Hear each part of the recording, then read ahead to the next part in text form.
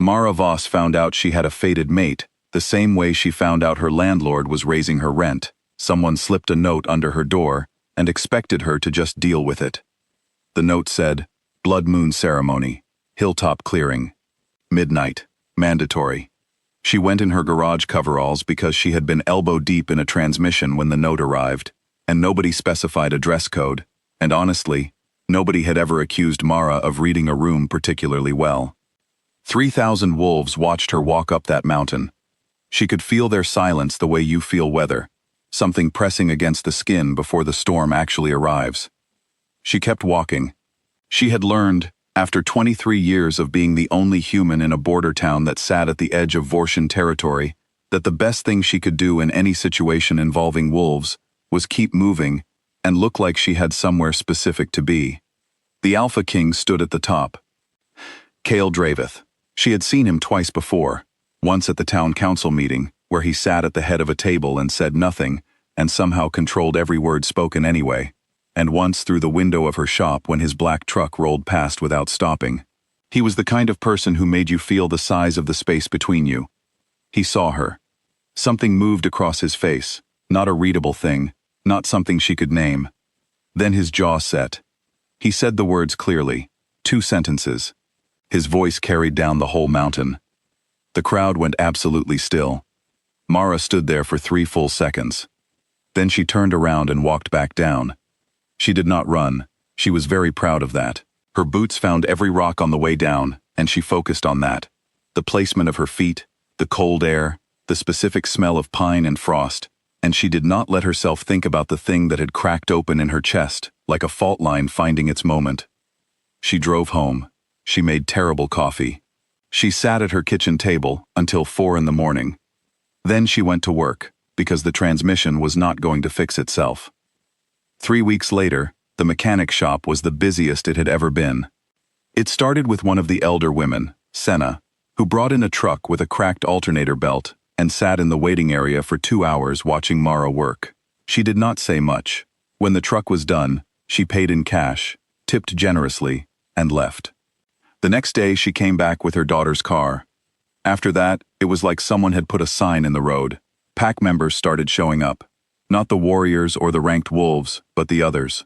A woman with 3 juveniles, who needed their school van checked before winter. An older male who drove 40 minutes to get a noise in his engine diagnosed. 2 teenagers who came in claiming the radio was broken, and spent the entire appointment teaching Mara a card game and laughing at her losing. She fixed what they brought her. They paid fair. Nobody mentioned the ceremony, but they kept coming back. And Mara started to notice things. The older male with the engine noise had a limp she did not ask about, and by his 3rd visit, he was not limping anymore. The teenage girl who had come in with her brother, Lyra, 16, who had not said a single word the 1st visit, started talking on the 2nd one. Just small things. Comments about the tools. Questions about how differentials worked. But she talked. Mara noticed. She filed it away the way she filed everything, quietly, in the back of her mind, where she could look at it later when she had time. She did not have time for 6 weeks straight, because the shop had never been this full. Senna came back on a Thursday in the 7th week, and this time she did not bring a car. She just sat down in the plastic chair by the door and watched Mara replace a brake line, and eventually she said, "Do you know what you're doing to this pack?" Mara slid out from under the car and looked at her. Fixing their vehicles? More than that. Senna explained it in the way that old women explain things, without softening it, without building to it, just placing the information in front of you like a tool on a workbench. The bond had not broken. Mara was carrying it. She had become, without anyone's intention or permission, the thing the pack's collective well-being was now anchored to. Old pains fading, sleep returning. The particular settled feeling that wolves got when their pack bond was strong and present. It was coming from her. "From me," Mara said. "From you." Mara put down her wrench. She picked it back up. She put it down again. "I just fixed the trucks." "Yes," said Senna, in a tone that implied this was both true and entirely beside the point. Kael Draveth stopped sleeping in week 2. By week 4, 3 of his senior wolves had formally requested transfer to the Northern Territories. Not because of anything he had done. They were careful to say that, and he was careful to hear it. But the territory felt wrong. Like a room where something has been removed, and you keep reaching for it before you remember. He did not connect it to the girl. He told himself he did not connect it to the girl. He drove past the shop on a Tuesday. He told himself he was taking that road for a different reason. He drove past again on Friday. He told himself the same thing.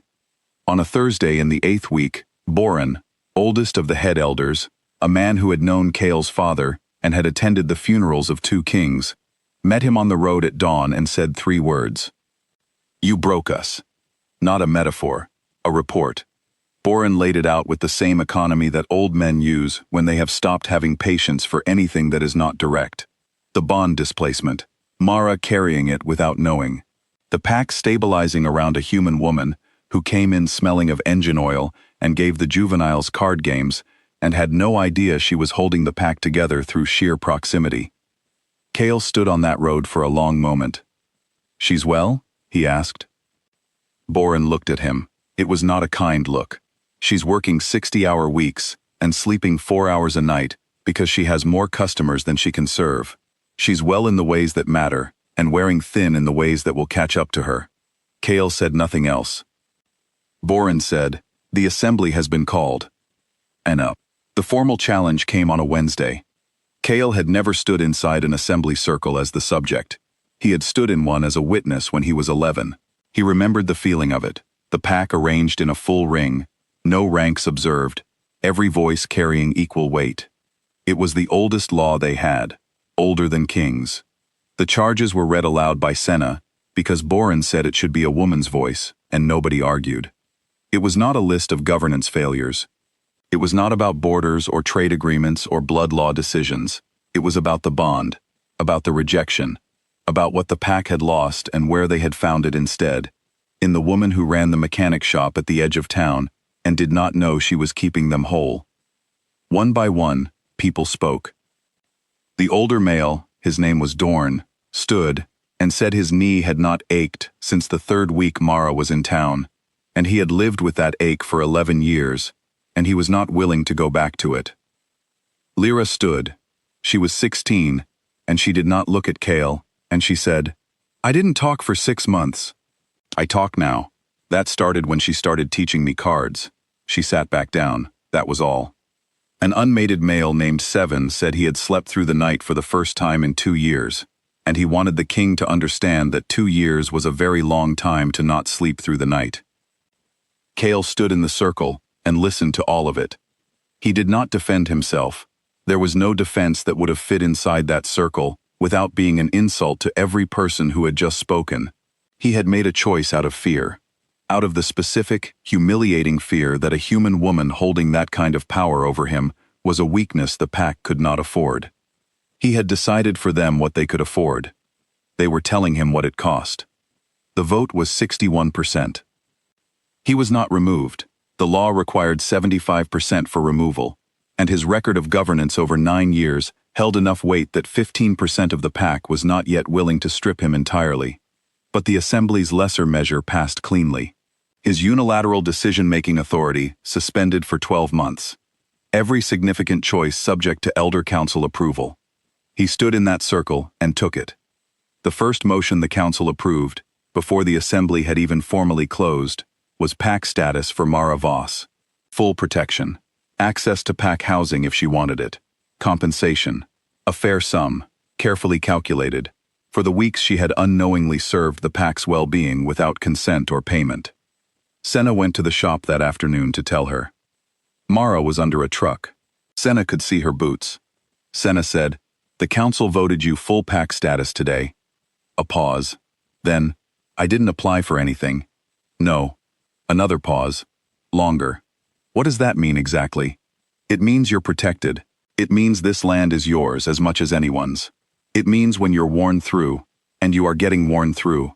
Mara, don't think we haven't noticed. There are people responsible for making sure you're all right." The boots were still for a moment. "I just fixed their trucks," Mara said. "You held this pack together for 2 months without knowing you were doing it." Senna's voice was not soft. It was the voice of someone who respected Mara enough to say the true thing. You're allowed to let us hold something back." The boots shifted. Mara slid out from under the truck, sat up, and looked at the ceiling of the shop for a moment, with an expression that was doing a great deal of work to stay steady. "Okay," she said. That was all. Kael came to the shop on a Thursday. He came alone, no guard, no elder, no protocol. Because bringing any of those things would have been a way of making this about his position, and he had spent enough time making things about his position. He parked at the road, he walked to the shop, he stood outside. He could hear her under a truck, a 2003 pickup, by the sound of the engine complaints she was making at it. She had opinions about the transmission, she expressed them. He stood outside for 40 minutes. The truck started. She ran it for a moment, listening. Then the engine cut, and there was the sound of a rolling board, and she slid out from under the vehicle, stood up, and turned around and saw him. She did not step back. She did not reach for anything. She just looked at him, hands still greasy, and waited. He said, "I need to." "I know," she said. She did not mean, "It is fine." He understood that immediately. She meant something harder and more precise.